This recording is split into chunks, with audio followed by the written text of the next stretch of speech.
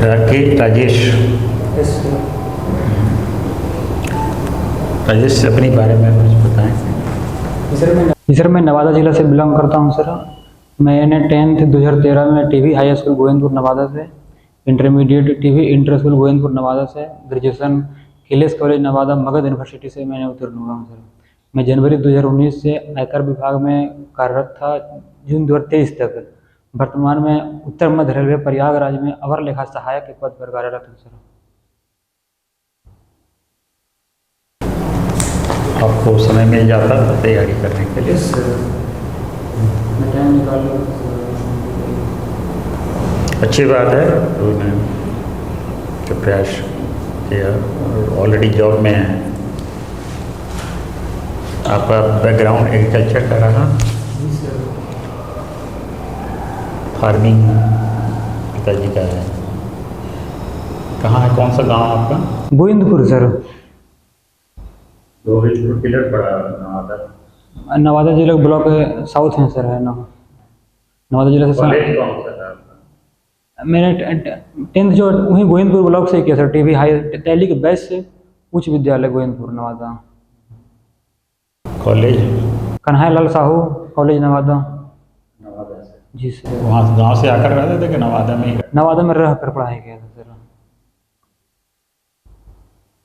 क्या थे आप ग्रेजुएशन के विषय? मैंने गणित विषय से किया था सर। गणित विषय से सर। आपने हिंदी क्यों चुना? सर मैंने गणित पढ़ता आ रहा था ग्रेजुएशन तक, तो मैंने सोचा ऐसे विषय चुना जाए जिससे जो मेरे पर्सनालिटी को समृद्ध करे, मेरे जो ज्ञान का संसार है उसको और समृद्ध करे। लेकिन साहित्य हमें दायित्वपूर्ण बनाता है, जिम्मेदारी बोध कराता है, संवेदनशील बनाता है, समाज के बारे में जानकारी बताती है। बिहार में कौन सी जो है स्थानीय भाषा बोली जाती है, क्षेत्रीय भाषाएं हैं? क्षेत्रीय आधार पर देखें तो बिहारी हिंदी है, उसके अंदर भोजपुरी भाषा बोली जाती है, भोजपुरी क्षेत्र में मगही बोली जाती है और मैथिली बोली जाती है। 3 प्रमुख भाषाएं हैं। तो आपके क्षेत्र में कौन से? मगही बोली जाती है। मगही और मैथिल भाषा। हाँ, तो आप हिंदी साहित्य के विद्यार्थी रहे हैं, क्या डिफरेंस है मगही में, क्या खूबी है? मगही विशेषताएं हैं सर, वहाँ जो ला का उच्चारण रा के रूप में होता है। जैसे हम हल्दी बोलते हैं तो उधर हरदी बोलता है, गारी बोलता है। कहीं या का उच्चारण जा के रूप में होता है, कहीं जा रहे हैं यात्रा का जात्रा बोलता है, यज्ञ का जग बोलता है। इस तरह सर पहचान लेंगे बोली से कौन आदमी किस क्षेत्र का है? हाँ। और मैथिल लोग कैसे बोलते हैं? मैथिली वो मधुर भाषी है सर। उसमें जब हम बोलते हैं तो उसका काफ़ी मिठास उसके बोली में आती है। उसमें च छ जो ध्वनियाँ हैं उसका ज़्यादा प्रमुखता उसमें विद्यमान रहती है सर। मैथिल के कौन साहित्यकार कवि हुए? मुख्य रूप से विद्यापति को माना जाता है सर। मैथिली भाषा को रचना पदावली है, मैथिली में रचित है। विद्यापति के अलावा और भी? हाँ, बाबा नागर जो मैथिली भाषा में लिखते थे। तो मगही का उसका साहित्य समृद्ध नहीं रहा है सर। समृद्ध है ना जी सर। क्या कारण है? सर मगही में वैसा इसको बोली के रूप में रहा है सर, है ना, प्रारंभ रूप से। वैसा इस पर ध्यान नहीं दिया गया होगा, इसलिए इस पर नहीं लिखा गया साहित्य है। लेकिन छूटकर कुछ है साहित्य हैं, लेकिन वो प्रसिद्ध नहीं है सर। मगही के कहाँ से कहाँ तक? मगध रीजन में सर नवादा, गया, पटना वाला क्षेत्र, जहानाबाद, अरवल, औरंगाबाद, राजगीर, मगध क्षेत्र में। एक तरह से देखें तो बहुत बड़ा क्षेत्र है। जी सर, हाँ मगध राज्य। साहित्य भारत में और बिहार में जो है साहित्य का जो अभी आधुनिक जो में क्या हम देखते हैं, इसमें क्या ट्रेंड है? छायावाद अधिक है, यथार्थवाद है? छायावाद 1918 से 1936 के दौरान स्वतंत्रता आंदोलन की कविताएं हैं, उसमें देखी गई हैं। यथार्थवाद जो प्रेमचंद से हमें देखने को मिलता है सर, उनकी रचनाओं से, उसमें जो जो यथार्थ बोध है उस व्यक्ति को पहले उसमें आदर्शवाद दिखता था। आदर्शों उन्मुख यथार्थवाद, आदर्श होते हुए यथार्थवाद की ओर जाते थे। जो समस्याएं हैं वही दिखाया जाता था, यही यथार्थवाद है सर। और जो आज के वर्तमान साहित्य में यथार्थवाद ज़्यादा उन्मुख है सर, आदर्श से हटकर यथार्थ की ओर बढ़े हैं। कौन कौन से कवि हुए बिहार के? बिहार से कवि हैं सर बाबा नागार्जुन, रामधारी सिद्दीनकर, रामपुरी जगदीश जी हैं, शिवपूजन सहाय जी हैं, विद्यापति जी हैं बिहार से सर। ऐसा कहा जाता है कि साहित्य समाज का दर्पण होता है। Yes sir. कैसे आप सिद्ध करेंगे? साहित्य समाज का दर्पण होता है। साहित्य में जो समाज है, समाज में जो घटनाएं घटित हुई थी या घटित हो रहे हैं, उसमें रिफ्लेक्ट होता है सर कि समाज में किस तरह की समस्याएं विद्यमान थी, कैसे लोगों का शोषण हो रहा था, जाति धर्म की समस्याएं किस तरह थी, उसमें साफ दिखता है सर उसमें साहित्य में। यदि हम गोदान पढ़ेंगे, महिलाचल पढ़ेंगे, तो उस तरह उस समय का जो समाज है वो उसमें रिफ्लेक्ट होता है सर। इस तरह हम कह सकते हैं कि साहित्य समाज का दर्पण होता है। आजकल का जो आधुनिक ट्रेंड है वो साहित्य ना पढ़कर वो शॉर्ट फिल्में देखता है, यूट्यूब खोलता है, सिनेमा देखता है। साहित्य की जगह जो है अब जो है दृश्य मीडिया आ गया। तो क्या साहित्य का भी धीरे धीरे माने उसकी जिज्ञासा लोगों में कम हो रही है पढ़ने लिखने की? नहीं सर, ऐसा नहीं कह सकते कि जो लोग उससे जुड़े हुए हैं साहित्य से, उनकी रुचि उसमें बनी हुई है, जो कभी पढ़ लेते हैं तो पता चलता है कि साहित्य क्या है, कैसे उसमें हम उस समय की समस्याओं समाज के बारे में हम जान सकते हैं। अब वर्तमान में सर सभी के हाथ में मोबाइल फ़ोन है, तो इस कारण लोग साहित्य पढ़ने के कम उसमें समय देने के बजाय हाथ में रहते तो मोबाइल में वीडियो देख लेते हैं, किसी फिल्म शॉर्ट फिल्म देख लेते हैं। तो ऐसे मतलब इसे देखने से ये नहीं हो सकता कि हम साहित्य की ओर झुकाव कम हो रहा है या रुझान कम हो रहा है।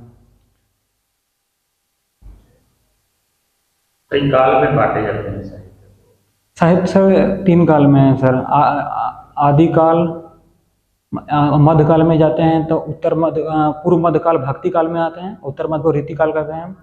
और आधुनिक काल में जाते हैं तो भारतेंदु युग, द्विवेदी युग, छायावाद, प्रगतिवाद, प्रयोगवाद, नई कविता, समकालीन कविता।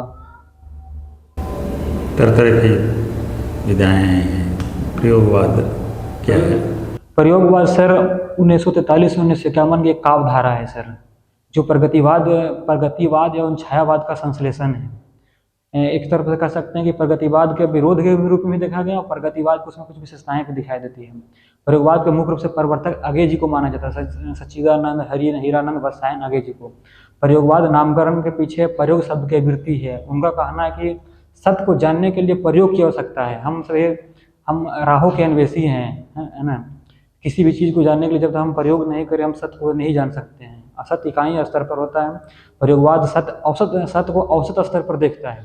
तो प्रयोगवाद इकाई स्तर पर तो उसके विरोध में दिखाया गया है। प्रयोगवाद शिल्प पर ज़्यादा जोर देता है संवेदना की अपेक्षा।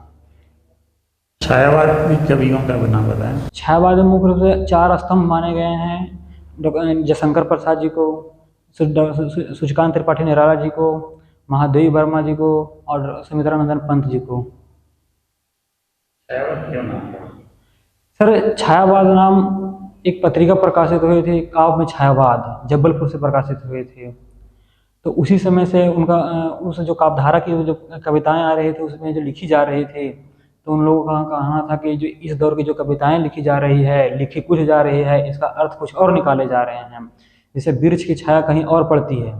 तो यही कविताएं ये जो है मुख्य रूप से लाक्षणिक शैली में लिखी गई थी उस दौरान की कविताएं।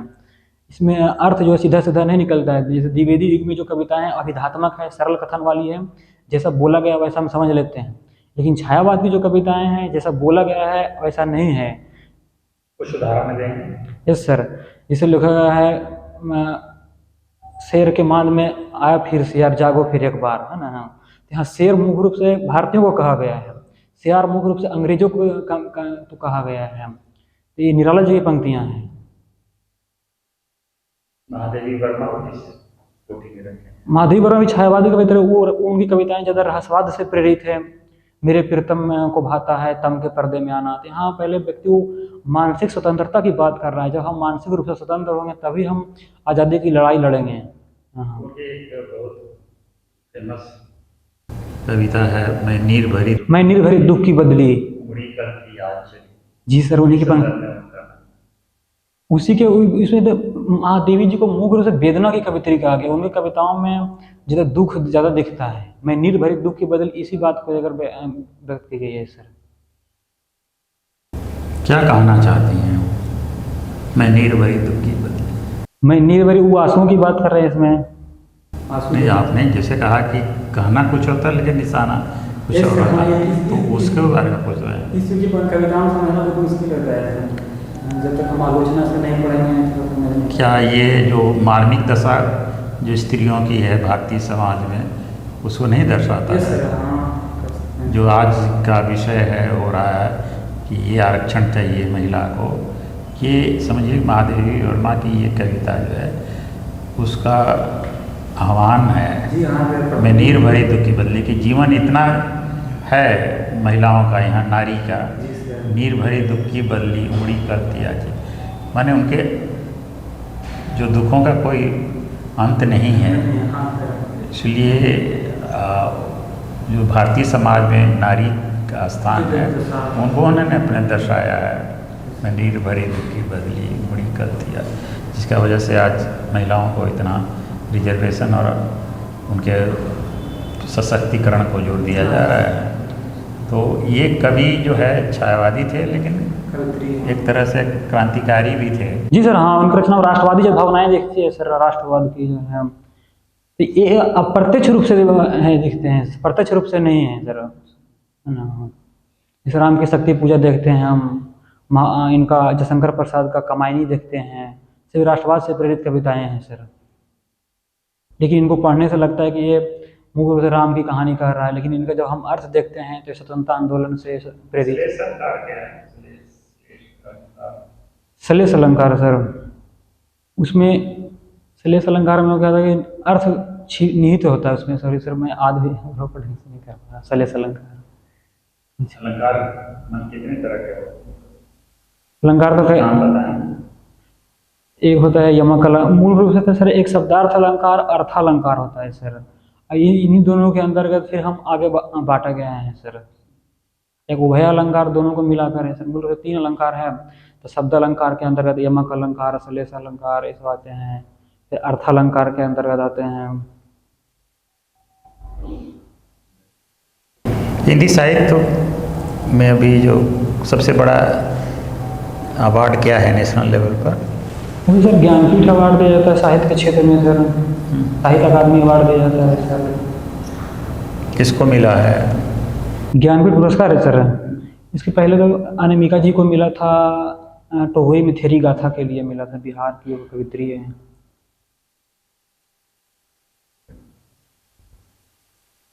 भारतीय संविधान की कुछ विशेषताएं बताएं क्या? भारतीय संविधान की विशेषताएं जो देखते हैं तो सर संघीय एकात्मक दोनों का स्वरूप है सर। भारतीय संविधान विश्व का सबसे बड़ा लिखित संविधान है सर। इसमें अधिक अनुच्छेद 12 भाग है सर, 8 अनुसूचियाँ हैं सर, सिर्फ 22 भाग है ना। ठीक है, अब बताएं। इसमें मूल संविधानों का वर्णन है, मौलिक कर्तव्य दिए गए हैं, स्वतंत्र न्यायपालिका की स्वतंत्रता की व्याख्या की गई है, शक्तियों का पृथक्करण किया गया है। शक्तियों का पृथक्करण से क्या समझते हैं? शक्तियों का पृथक्करण से समझते हैं कि सर कार्यपालिका, न्यायपालिका, विधायिका तीनों अपने कार्यों में स्वतंत्र हैं, वो एक दूसरे कार्य में हस्तक्षेप नहीं करें। न्यायालय तो करते हैं। न्यायालय जब हाँ जुडिशियल एक्टिविज्म के माध्यम से कहीं कहीं जब विधायिका या कार्यपालिका निष्क्रिय रहती है तो वो करना पड़ता है हमको। ये कॉन्स्टिट्यूशन में राइट है, जजेस के द्वारा अपने आप को ग्रहण किया गया है। जैसे जुडिशियल एक्टिविज्म क्या है? जुडिशियल एक्टिविज्म की धारणा तो लगता है सर 70-80 के दशक में आया है सर। ये सर्वप्रथम अमेरिका में आया था। अमेरिका के बाद भारत में शायद लगता है जस्टिस PN भगवती के दौरान वो आए थे, है ना। मूल रूप से सुप्रीम कोर्ट के न्यायाधीश थे, उनके दौरान आया था PN भगवती। क्या है जुडिशियल एक्टिविज्म सर? जब कार्यपालिका वो काम, जब समस्याओं को रखते हैं वो काम नहीं करती है तो उसमें न्यायपालिका हस्तक्षेप करती है वो काम को समाधान। जैसे दिल्ली में हम देखते थे जो वायु प्रदूषण की समस्या हो या अदर कोई समस्या, जब कार्यपालिका उस पर काम नहीं कर रहे तो न्यायपालिका खुद एक्शन लेती थी उसमें और कार्यपालिका को आदेश देती थी कि आप ऐसा एक्शन लीजिए। मैंने यहाँ किस प्रकार का शासन है कहाँ सर? भारत में? लोकतांत्रिक शासन प्रणाली है सर। लोकतांत्रिक संसदीय है। संसदीय शासन प्रणाली में। तो आपने कहा कि सेपरेशन ऑफ पावर है, शक्ति पृथक्करण है, जी सर। फिर भी जुडिशरी उसमें दखल दे रही है। तो इसका मतलब कि 3 अंगों में सबसे ज़्यादा पावरफुल जुडिशरी है वही, और जी सर। हाँ, तो ये तो सर जो शक्तियों के सिद्धांत का, जो शक्तियों के पृथक्करण का सिद्धांत का उल्लंघन तो होता है सर इसके माध्यम से सर। उनके ऊपर तो कोई नियंत्रण नहीं है, जज के ऊपर कोई जज नहीं है, सुप्रीम कोर्ट का जज है जो डिसीजन ले, जब तक उसके ऊपर उसके देखभाल करने वाला तो कोई नहीं है। नहीं, संसद, उसके ऊपर संसद है सर। जैसे यदि वो न्यायाधीश अपने जो कार्याधिकार का हस्तक्षेप करते हैं या कुछ गलत काम करते हैं तो हम उसको महाभियोग के द्वारा हटाया जा सकता है। महाभियोग की प्रक्रिया क्या सरल है? कैसे महाभियोग की प्रक्रिया है? महाभियोग की प्रक्रिया सर, पहले संसद किसी भी सदन से शुरू हो, या राज्यसभा या लोकसभा, उसके लिए पहले नोटिस देना होता है। और जो यदि लोकसभा शुरू हो रहे हैं तो वो अध्यक्ष यदि सहमत हैं तो इसके लिए पहले जांच कमेटी बैठाई जाती है। जांच कमेटी यदि सही पाती है तो उसको फिर राज्यसभा में भेजते हैं और उसके बाद फिर राष्ट्रपति के माध्यम से उनको हटाया जाता है सर। उसको पास करने के लिए कितने वोट की ज़रूरत पड़ती है संसद की? मिनिमम 50 वोट तो चाहिए सर इनिशियल स्तर पर कि हम उसके अगेंस्ट महाभियोग लाया जाएगा कि नहीं लाएगा लोकसभा में। फिर उसके बाद कमेटी बैठती है उसके जांच के लिए सर। जांच के बाद फिर एकाएक उसको हटा दिया जाएगा या फिर? नहीं सर, मैं बता, उसको तो पास होना चाहिए। कमेटी बैठती है तो यदि अध्यक्ष यदि सहमत इस बात को लेकर तो फिर लोकसभा से पास होता है, उसके बाद राज्यसभा में भेजा जाता है सर। यदि दोनों सदनों से पास होता है फिर राष्ट्रपति को भेजा जाता है, उसके बाद राष्ट्रपति द्वारा उनको हटाया जाता है सर। आप एम्प्लॉयड हैं? Yes sir. कहाँ पर? मैंने सर अभी वर्तमान में उत्तर मध्य रेलवे प्रयागराज में अवर लेखा सहायक के पद पर कार्यरत हूँ, अकाउंट्स डिपार्टमेंट्स में। रेलवे की कार्य पद्धति से परिचित हैं? जी सर, मैं जून में ज्वाइन किया हूँ सर। मैं अकाउंट्स डिपार्टमेंट जो मैं काम देखता हूँ, मुझे एडमिन सेक्शन और establishment non gazetted section allot हुआ है, तो मैं ये दोनों काम जानता हूँ सर।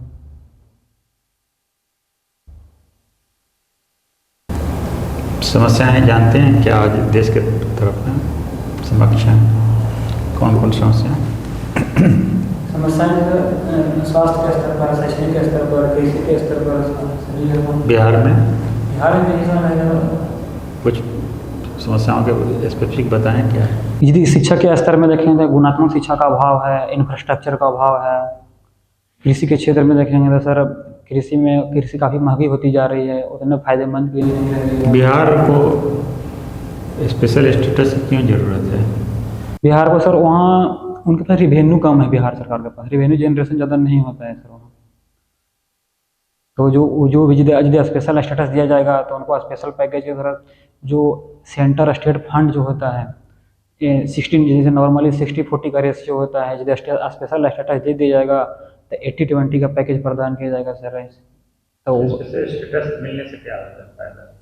फायदा उनको फंडिंग ज़्यादा मिलेगी सर। जैसे कोई भी भारत सरकार सेंट्रली स्पॉन्सर्ड स्कीम चला रही है, हम तो नॉर्मली स्पेशल स्टेटस का दर्जा उनको प्रदान नहीं किया गया है, तो भारत सरकार 60% खर्च करेगी तो राज्य सरकार 40% खर्च करेगी।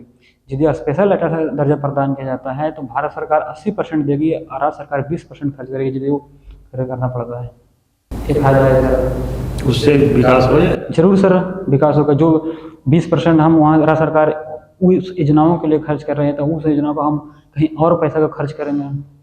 यहाँ अभी वर्तमान में उद्योग धंधे हैं बिहार में स्मॉल स्केल इंडस्ट्रीज है सर। व्यापक स्तर पर तो बड़े हम पैसे आएंगे केंद्र से, तो कहाँ खर्च होंगे? खर्च करें तो बहुत सारे स्कोप है सर। हेल्थ सेक्टर में हम खर्च कर सकते हैं, एग्रीकल्चर सेक्टर में खर्च कर सकते हैं, एजुकेशन। वो तो खर्च होंगे ना? Yes sir. खर्च करने का तो आप जो नॉन प्रॉफिटेबल या नॉन प्रोडक्टिव बहुत सारे आइटम्स है जिसमें खर्च मान लीजिए आप ही का इनकम बहुत बढ़ जाए तो आप इधर उधर जैसे जनरल क्लास में पहले ट्रेन में जाते थे, अब एसी में जाने लगे, Yes, sir, हाँ। हवाई जहाज से जाने लगे। Yes, sir। खर्च के तो कोई लिमिट नहीं है। नहीं सर, तो जो प्रोडक्ट पैसे आए और उसको, एक पैसे होते हैं और एक पूंजी होता है, मनी होता है और कैपिटल होता है। तो कैपिटल के रूप में हम लोग के बनाने का क्या कैपिटल से वहाँ इंफ्रास्ट्रक्चर डेवलपमेंट करेंगे सर। क्या क्या इंफ्रास्ट्रक्चर है? सड़क हो गया, बिजली भी हो गया, पानी हो गया, स्वास्थ्य क्षेत्र में हो गया। इससे क्या उद्योग धंधे लगेंगे? जरूर लगेंगे सर, इन्वेस्टमेंट आएगी वहाँ पे। वहाँ लॉ, यदि लॉ एंड ऑर्डर सिचुएशन सही रहेगा, भी हम उसको बिजली बराबर देंगे, सड़क यदि सही ढंग से। हम लोग के चीफ मिनिस्टर साहब कई सेमिनार, कई म्यूजियम कितने आकर्षित किए, उद्योगपतियों को लेकर इतना करोड़ों रुपया खर्च हुआ। तो यहाँ क्यों नहीं जो उद्योगपति हैं आकर्षित हो पाते? वही बदलाव सर, बिहार सरकार द्वारा प्रयास किए जा रहे हैं सर। इन्वेस्ट इन बिहार नाम के समिट शुरू किए जाते हैं।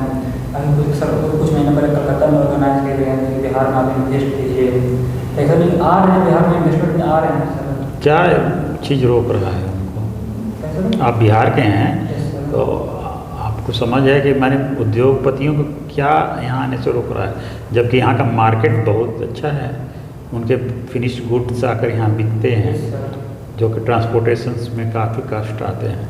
आप तो अकाउंटेंट हैं, आप तो कॉस्ट रिडक्शन, यदि हमारा प्रोडक्शन यदि बढ़ जाता है, फॉरेन से आता है या इंडिया के किसी दूसरे कोने से आता है, तो उसका रेवेन्यू तो उसको जा रहा है।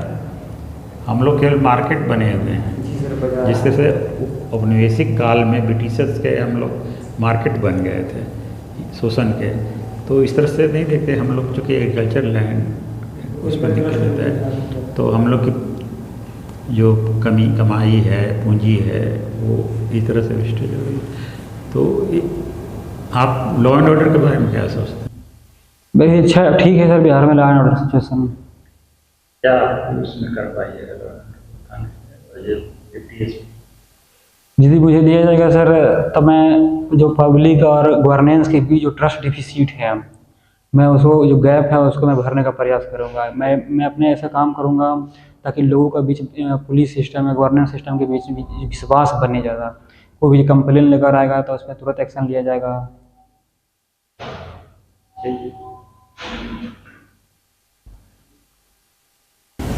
आपका ऑप्शनल हिंदी है ना? अच्छा, ये जानकारी है आपको। दिनकर जी राष्ट्रकवि थे, उनकी शैली क्या थी? शैली, उनके लेखन को क्या बोला जाता है? उनकी लेखा जो राष्ट्रवादी कविताओं से प्रेरित है सर, उनकी जो रचनाएं हैं। दो तीन रचनाओं के नाम बताइए। जी सर, एक परशुराम की प्रतीक्षा है सर, संस्कृति के 4 अध्याय हैं सर, रश्मि रथी है सर, कुरुक्षेत्र है सर। सुभद्रा कुमारी चौहान की शैली क्या है? उनकी क्या, किस तरह, जैसे छायावाद हैं या किस तरह की हैं सुभद्रा कुमारी चौहान की रचनाएं? छायावाद उत्तर काल की कविताएं हैं सर। उनकी झांसी की रानी एक कविता मैं पढ़ा था क्लास 7-8 में।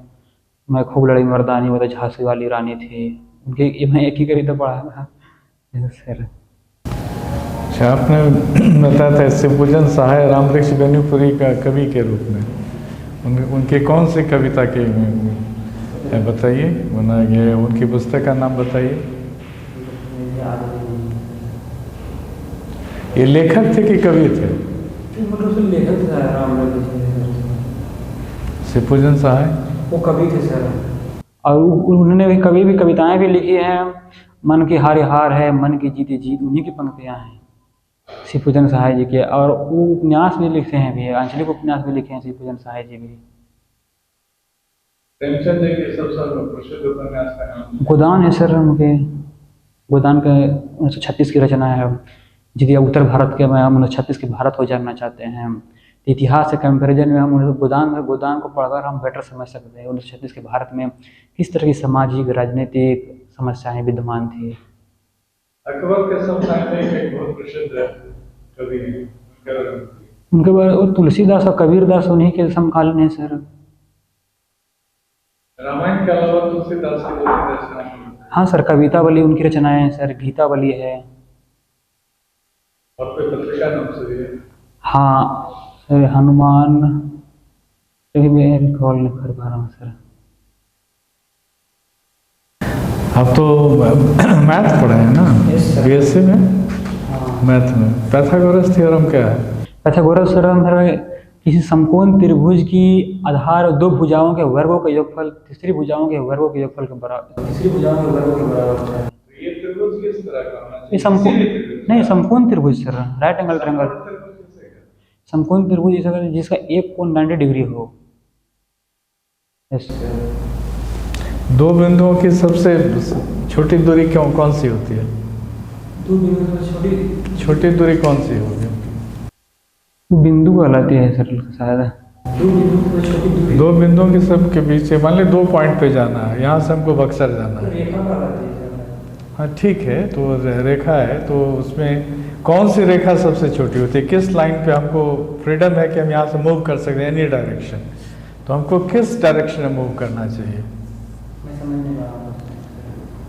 कर्ण की तरफ से मूव करना चाहिए कि आधार की ओर से मूव करना चाहिए कि लंब की ओर से मूव करना चाहिए? उस तरह से सर शायद होगा। यदि हम कहीं मूव करना तो हम कर्ण के थ्रू पहले पहुंच जाएंगे सर। यदि एक आयत है और उसमें हम एक कोण से दूसरे कोण जाना चाहेंगे, कर्ण लंबा हो जाएगा, इससे सबसे छोटी दूरी नहीं हुई। एनीवे छोटी दूरी तो नहीं है सर, लेकिन मैं छोटी दूरी की बात कहेंगे। एनीवे